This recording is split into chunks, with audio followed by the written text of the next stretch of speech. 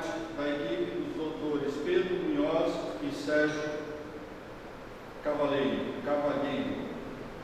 O professor Antônio é professor titular do Departamento de Obstetrícia da Escola Paulista de Medicina Unifesp, livre docente de Medicina Materno e Fetal pela Universidade de São Paulo, pós-doutorado em Medicina Fetal pela University of Wisconsin Medical School dos Estados Unidos, médico e doutor pela Escola Paulista de Medicina Unifesp, pesquisador do CNPq e Fundação Bill Gates, coordenador do Departamento de Medicina Fetal do Hospital Santa Joana. O tema meningocele trichinamiela. O objetivo é propagar as informações sobre o tema às famílias que irão ajudar a difusão dessas informações na nossa sociedade. Uma das características é que a cada 1000 gestações, uma é diagnosticada com um feto com essa anomalia. Geralmente a orientação é o aborto, porém já existe um tratamento para essa anomalia que é conhecido como cirurgia fetal a céu aberto. Então esse é o assunto dessa palestra e esperamos que aproveite as informações que aqui serão reveladas. Agradeço imensamente às famílias por prestigiar essa atividade, essa nossa ação, e agradecer em especial e antecipadamente ao Dr. Antônio, e equipe pelo maravilhoso trabalho por dispor de seu tempo precioso e difundir esses conhecimentos tão necessários para conscientizar as pessoas de que elas, em contato com uma situação dessas, possam oferecer uma indicação salvadora de uma vida com precoce.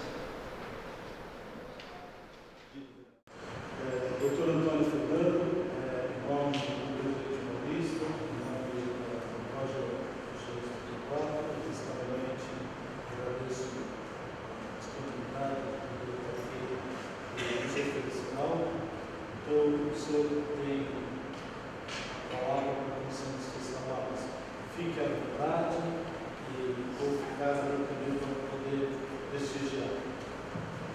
Boa noite a todos, é um prazer enorme estar com vocês. Agradeço a grande Oriente Paulista, o novo convite, formulado pelo Adriano, e uma oportunidade muito importante de, dentro desse escopo de visão de difusão do conhecimento, de uma ação solidária, de divulgação de um flagelo tão grande para muitas famílias, possamos conversar de uma forma livre, clara, coisas que nós podemos fazer no diagnóstico antes do nascimento e após o nascimento, como conduzir essas crianças que têm sérias restrições de desenvolvimento, do seu desenvolvimento intelectual, motor e até a vida social.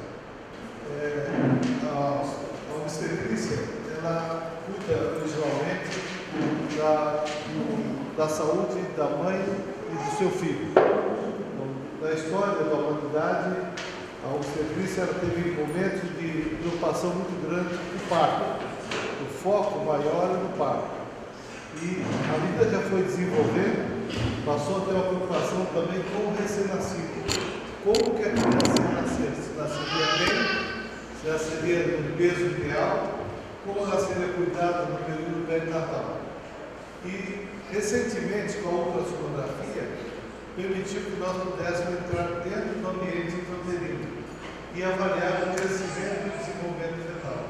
Então, passou a termos a oportunidade de ver o feto em fases bem iniciais da gestação. Com 2 meses de gestação já é possível ver o feto já se formando, ver mudar os membros, mudar a movimentação, mudar o crescimento, desenvolvimento do sistema nervoso, coração, urinário e como está desenvolvendo o feto. E com isso é possível detectar anomalias do desenvolvimento fetal, que são as malformações fetais.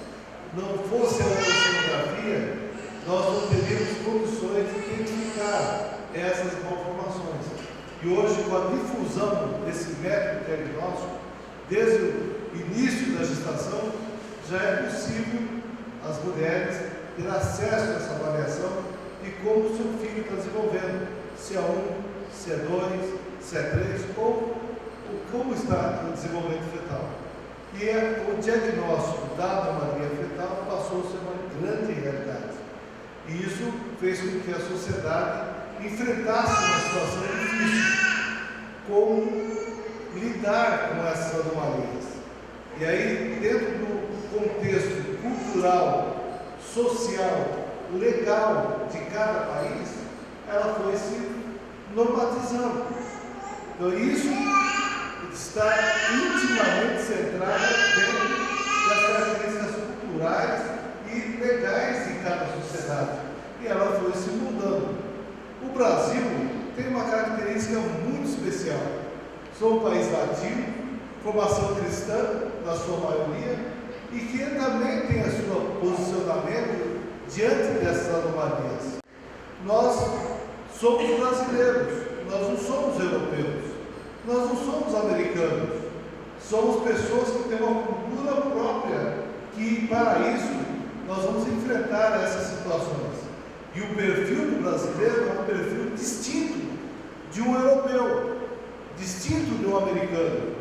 E nós cuidamos desse brasileiro, nós vamos enfrentar a situação dentro das condições legais do nosso país, da questão cultural do nosso país e principalmente como os pais se enfrentam diante do feto conformado, que a sua maioria quer cuidar do seu filho. A maioria do brasileiro, ele não escolhe a interrupção da gestação. É muito interessante, porque a cultura brasileira, ela busca o cuidado do seu filho que tem algum tipo de anomalia. E dentro desse contexto nós temos a mielomeningocele, um nome feio que muitas vezes também é chamado de espinha bífida.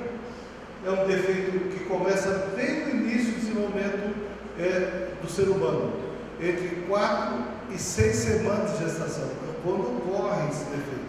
A maioria que causa a mielomeningocele são fatores genéticos e fatores ambientais. E dentre os fatores ambientais, o mais importante é a deficiência de ácido fólico na nutrição. Por isso que é importante hoje que toda mulher que vai engravidar, ela seja suplementada com ácido fólico, que é uma vitamina, é um nutriente, pelo menos 2 meses antes de engravidar. E isso previne de forma primária a ocorrência desses defeitos. Como já foi salientado aqui pelo orador, esse defeito ocorre 1 a cada 1000 nascimentos.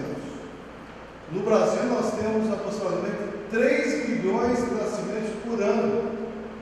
São 3.000 crianças com mielomeningocele no Brasil. No estado de São Paulo são 600.000 nascimentos. São 600 crianças com mielomeningocele. O impacto na saúde, na vida de famílias é enorme. O impacto social, os recursos de saúde são muito grandes. Embora seja pouco conhecido, ele tem um aspecto bastante importante do aspecto ortopédico, neurológico, comportamental, urinário, intestinal e escolar, e a vida como todo da parte social dessas crianças. Como enfrentar a mielomeningocele?